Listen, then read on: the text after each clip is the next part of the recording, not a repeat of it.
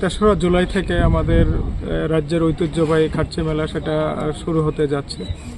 তো কাজ চলছে, আরও শুরু হবে দু একদিন পর থেকে। বিভিন্ন কাজের সেখানে ব্লকে টেন্ডার করা হয়েছে, সেগুলি ওপেনিংয়ের পর পুরো দমে সেটা শুরু হবে। তো জঙ্গল কাটিং এবং রঙের কাজ সেটা চলছে। আমাদের ট্যুরিজমের সেগুলিও শুরু হবে কয়েকদিনের মধ্যে। তো বিভিন্ন দপ্তরের সেগুলি তারা গোছাচ্ছে, কাজ শুরু করবে কয়েকদিনের মধ্যেই। তাছাড়া খার্চি মেলা এবার নিরাপত্তা জোরদার করা হচ্ছে। সেখানে প্রায় 850-এর উপর আমাদের টিএসআর বাহিনী মোতায়েন থাকবে, আর আমাদের স্কাউট গাইড থাকবে, বিভিন্ন জায়গায় সিসি ক্যামেরা থাকবে, ওয়াচ টাওয়ার থাকবে, আমাদের নাকা পয়েন্ট থাকবে। বিভিন্ন দিক দিয়ে সেটার নিরাপত্তার যাতে জোরদার থাকে তার ব্যবস্থা করা হবে। নেশার বিরুদ্ধে অভিযান শুরু হয়ে গেছে অলরেডি, সেটা জারি থাকবে একদম মেলার পরে অবধি।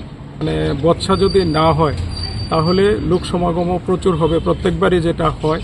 তো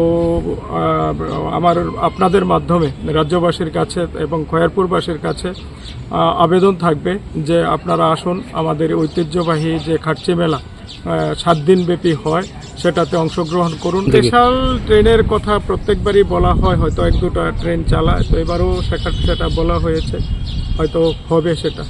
আমাদের পূজা তো শুরু হবে 29 তারিখ থেকেই, 29শে জুন থেকেই জ্ঞাতি পূজন, তার পরের দিন সঞ্জম, এরপর দিন জারি পূজা হবে। জারি পূজার পরের দিন মার যে স্নান যাত্রা 2 তারিখ সন্ধ্যার সময় বিকাল 5:30 ঘটিকায় হবে। এরপর দিন সকাল ঠিক 5:30 ঘটিকায় মায়ের স্নান যাত্রার পরে খার্চি পূজার শুভারম্ভ হবে। 9:30 মধ্যে খার্চি পূজা সরকারি যে আমাদের পূজা হয় এটা আমরা করি। আর এখন সারা ভারতবাসীর কাছে এবং সারা ত্রিপুরা রাজ্যের কাছে একটা কথা বলছি যে আপনারা সুষ্ঠুভাবে মেলাটা সম্পূর্ণ করবেন এবং আমাদেরকে হেল্প করবেন।